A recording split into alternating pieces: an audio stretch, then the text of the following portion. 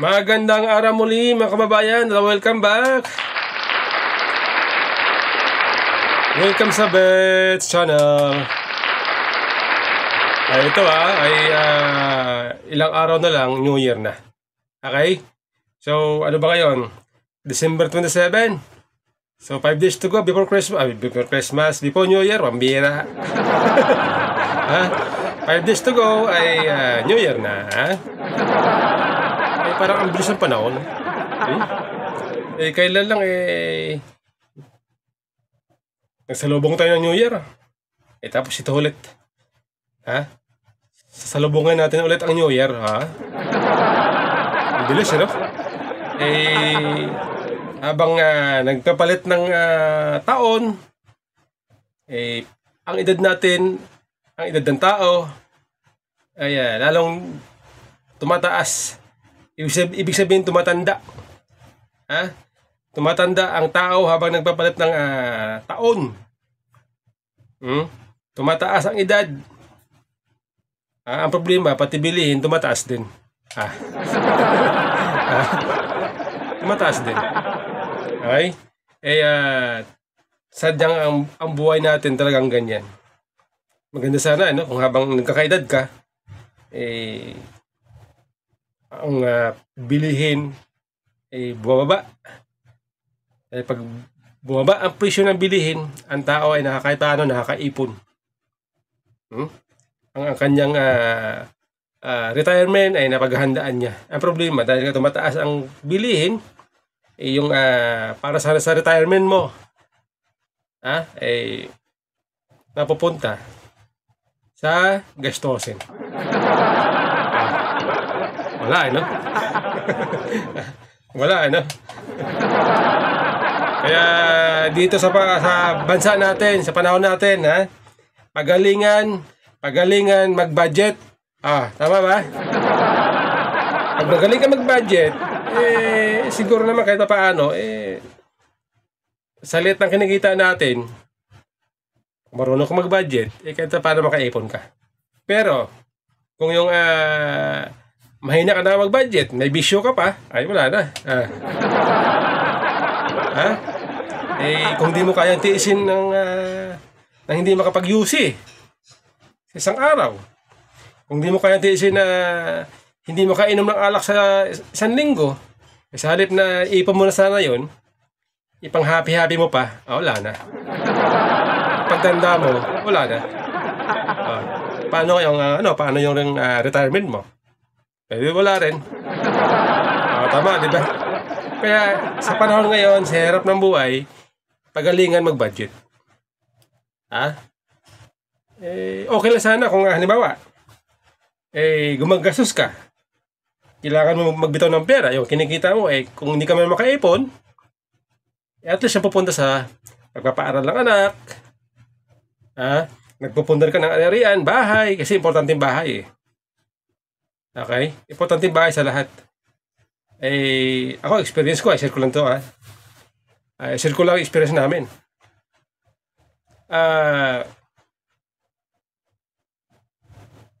Noong kami ay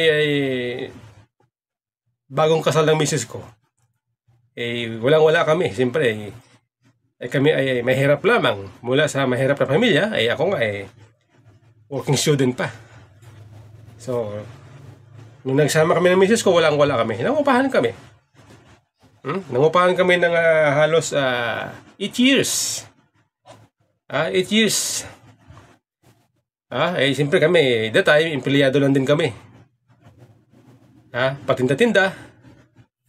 Pero, narealize namin, kaysa mangupahan ka, na lumilipas ang taon, yung inupahan mong bahay, hindi inupapa sa'yo. Habang lumilipas ang taon, umuupa ka, gumagastos ka buwan-buwan pambayad ng rental, wala kang bahay. Ang kumikita sa'yo, yung nagpapaupa. Kaya naisip namin, kumuha ng bahay na rent-to-own. Rent-to-own. Tama.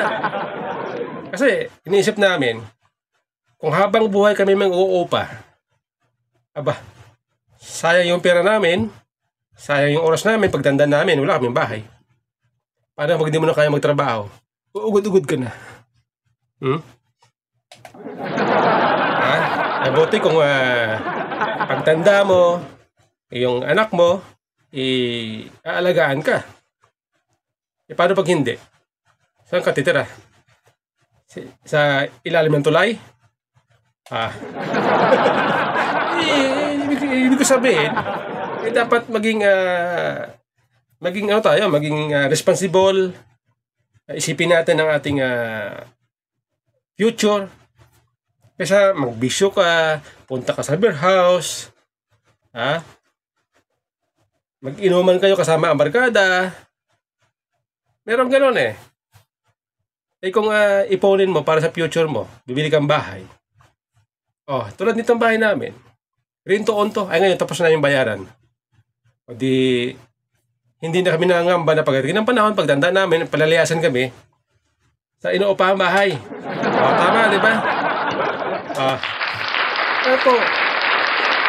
Kasi may mga kilala ko na sa halip na magkumuha ng rento-on na bahay, kahit medyo malayo-layo konti, kahit na medyo malayo, ba? Kung Metro Manila ka nakatara, kundi kumuha ka ng bahay sa malapit-lapit. Cavite, Rizal, Bulacan. Mga ganun. Medyo malapit-lapit. Kasi siyempre paghandaan mo yung future mo dahil pagkatapos ng natapos mo ng bayaran ng bahay mo, igagaan na ang iyong buhay. Hindi ka na mag-isip ng pambayad mo monthly. Wala ka na iisipin na babayaran mo monthly. Opo. Ito nga ang bahay namin dahil nga kami hindi naman membro ng Pag-ibig. So ang ginawa namin, in-house. Nagtiyagaan namin. Tiniis namin na sa isang taon, hindi man na makapag-mall. Ganoon talaga eh. Isang taon, yung anak namin, hindi man na namin ipasyal sa mall para kumain. Dahil nga, iniisip namin, pambayad namin sa bahay. Ngayon tapos na namin bayaran ng bahay. Kahit paano, nakakabawas, pressure. Nasa isipin. Tama, di ba? Discount lang yan eh. So ito may mga kababayan tayo po ay nagsisearch. Kasi di ba magpapalit ng taon, mag-New Year na. So, nagsisearch tayo, tinitingnan natin yung mga prediction ng mga analyst, yung mga business analyst, financial analyst, political analyst. Tinitingnan natin kung anong mangyayari. Yung mga pagbabago, yung mga negative positive na mangyayari sa bansa next year. Ito bang ating ekonomiya gaganda ba next year? Ito bang business sector gaganda ba next year?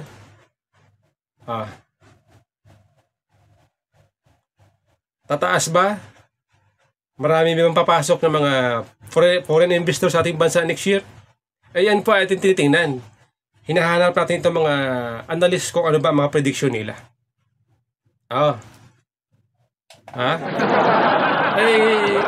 Katulad nito ako may nakita ko rito meron ditong prediction, sabi nila, bagamat ito tapos na 65% daw ng mga Pilipino ay umaasa na magiging masaya ang Christmas. Tapos na Christmas. Ang tanong, naging masaya ba? Yung 65% ng Pilipino, naging masaya ba? Nung Christmas? Ito mula ito sa Philippine Star. Metro Manila office rent since declining further next year. Negative. Negative. Ano ibig sabihin nito? Ano po ang ibig sabihin? Ibig sabihin, kapag mahina ang OOPA, ibig sabihin walang bagong negosyo. Ang nagpapa-OPA ay wala rin kita. Pati ang gobyerno, wala rin kita. Parang domino effect. Domino effect. Pati financial market, hihina din. Okay? Kasi siyempre, kung wala mag-i-invest kung wala mag-i-invest, epektado ang ating financial. Okay? Tapos, ito pa, kuha. Nako. Kuha. Ito galing din ito sa Philippine Star. Kuha called out 15 national government agencies, 34 state universities and colleges over delayed and implemented and defective infrastructure projects for 2023. Nako. Ay, ano kaya masasabi rito ng Ano kaya masasabi rito ng ating kongreso, ha? Kayo, ha?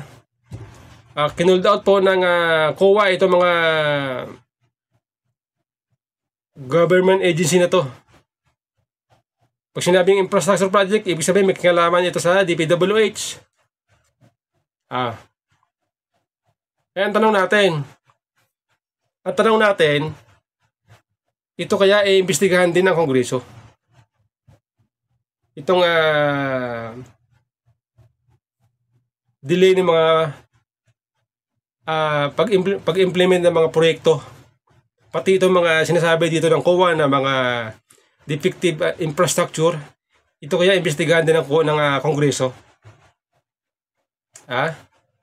Kasi kamakailan doon sa press conference ng mga congressman, tinanong sila ng media, bakit ang iniimbestigahan lang nila ay itong OBP, DepEd Confidential Fund. Ang sagot ng mga congressman, kasi ito lang yung pinilagdaw ng COA . Sabi ng media, bakit ang confidential fund ng presidente na mas malaki, bakit hindi iniimbestigahan ng kongreso? Sagot nila, kasi itong OBP, ito lang ang may notice of disallowance. May katuwiran sila. Ngayon ito, ano kaya ang sasabihin dito ng mga congressman? Imbestigahan ba nila? Lalo na itong mga defective infrastructure project. Yan ang tanong. Yan ang tanong. COA ito, COA mismo ang nag-flag down. Okay? 34 state universities and colleges delayed. Delayed ang pag-implement ng mga proyekto nila. Okay?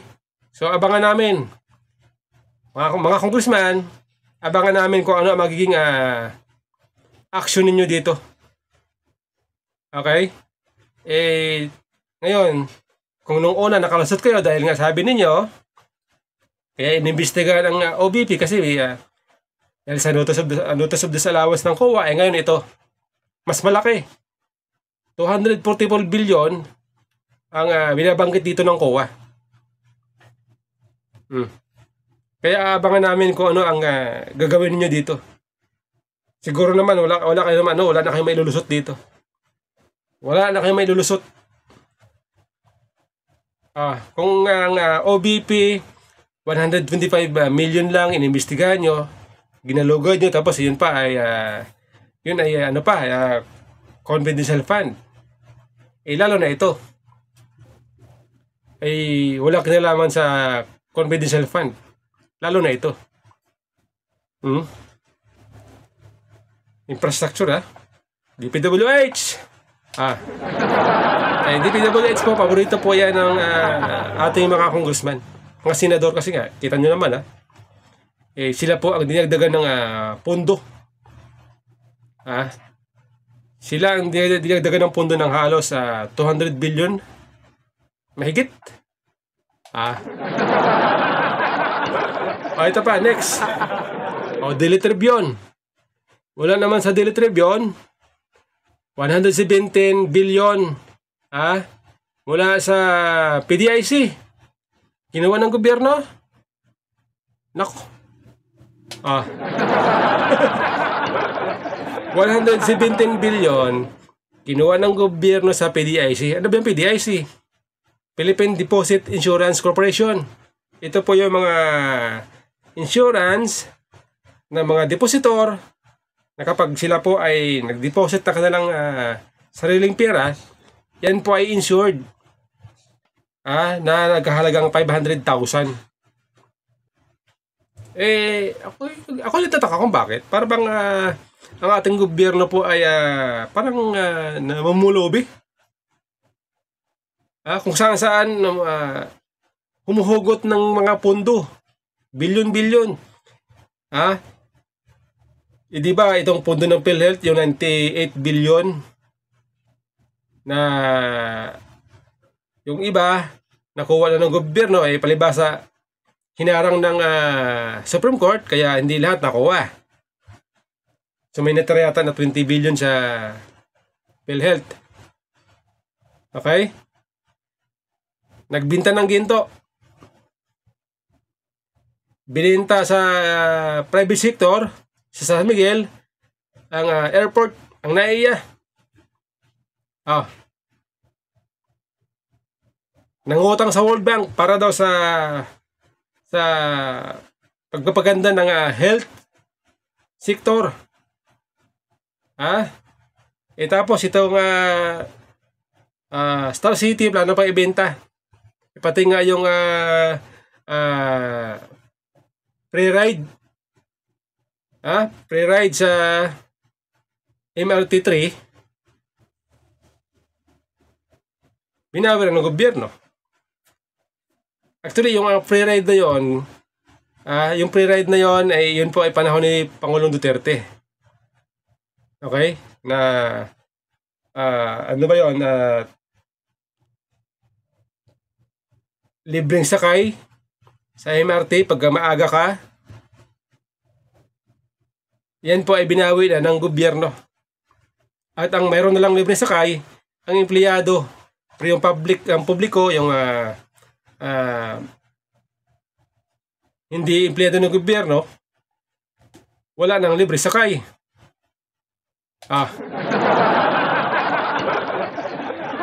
Tapos ito nung nakaraan,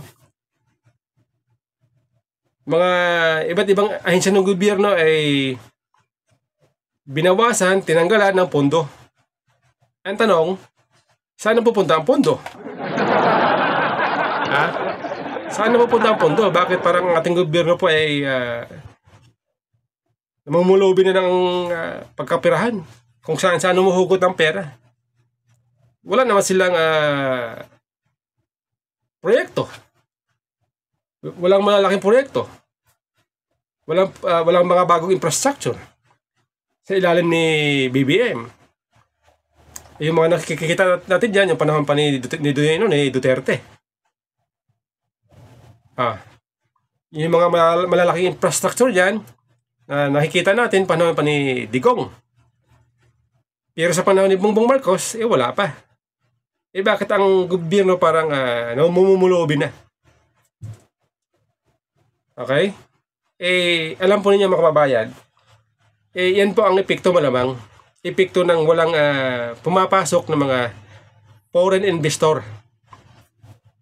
Dahil walang trabaho ang tao, dahil wala makuha ang trabaho,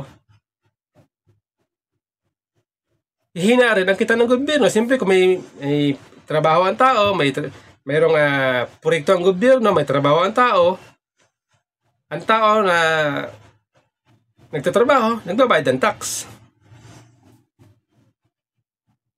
Parang negosyo yan Parang negosyo. Kung halimbawa ang gobyerno may proyekto, gagastusan niya, yung gastos niya, babalik din sa kanya.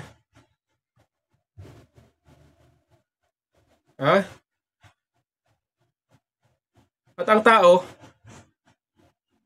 may trabaho, sisweldo, nagbabayad ng tax. Kung walang trabaho, edi wala kita ang gobyerno, wala rin kita ang tao.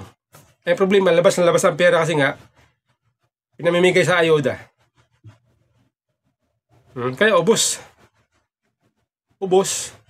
ang pondo ng gobyerno. Hindi ko nga alam kung bakit ito bang ating gobyerno ay iniisip ba niya ang kapakanan nito mga taxpayer? Yung kapakanan ng mga taxpayer ba ay ito ba ay pinahalaga ng gobyerno? Kasi pag ikaw taxpayer, pinagpaguran mo yung pera na pinamabayad mo sa gobyerno, mahalaga sa yan, pero dahil sa obligasyon mo ibigay sa gobyerno, ibibigay mo. Pero bilang taxpayer, iniisip mo na ito ay kailangan ng gobyerno para sa mga proyekto. At ang proyekto ng gobyerno babalik din sa tao. At ang mga taxpayer, ang kanilang binayad sa gobyerno, papakinabangan din nila. Pag binigay mo sa ayuda, ang mga taxpayer ba makikinabang? Hindi. Kaya pag ikaw taxpayer, hindi ka pinahalagahan ng gobyerno, siyempre, magagalit ka. Dahil yung tax na binabayad mo, pinagpaguran mo yun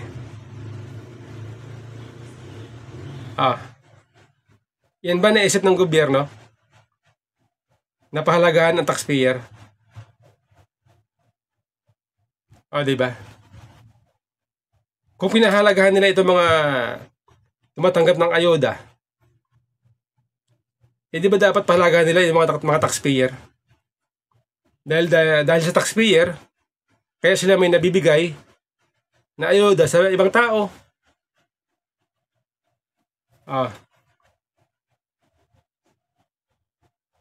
Yan ba naisip ng gobyerno? Tanong natin.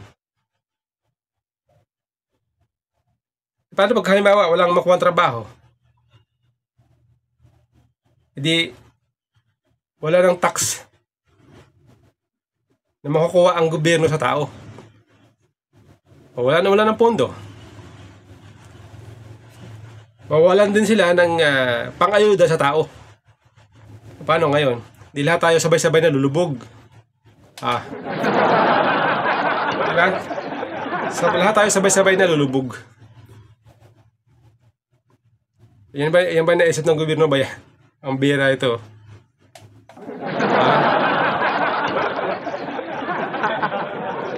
Masyadong ang gobyerno masyado silang careless pagdating sa financial. Sige lang, bigay sa ayuda.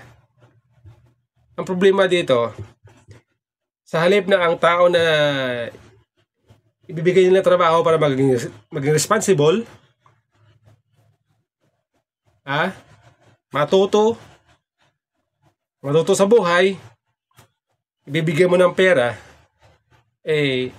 ang tao tinuruan mo maging tamad. Paano kung halimbawa itong mga tao na binigyan ng gobyerno ng ayuda, wala namang alam sa negosyo?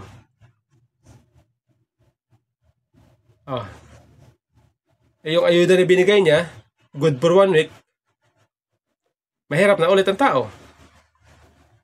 Manghihingi ulit sa gobyerno. Diba? Ito nga lang example, itong 4-piece.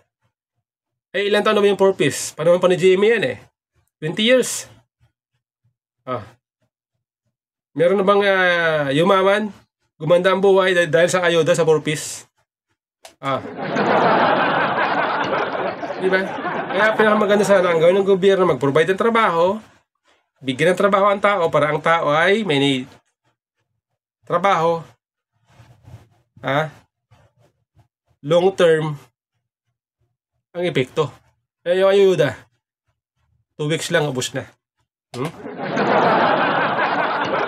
Itong ating gobyerno po ay hindi nag-iisip Kaya tayo mga taxpayer nabubisit sa gobyerno kasi nga hindi tayo pinahalagahan. Yung pera natin na binabayad sa gobyerno, hindi pinahalagahan. Okay? Kaya tayo nabubuisit sa gobyerno.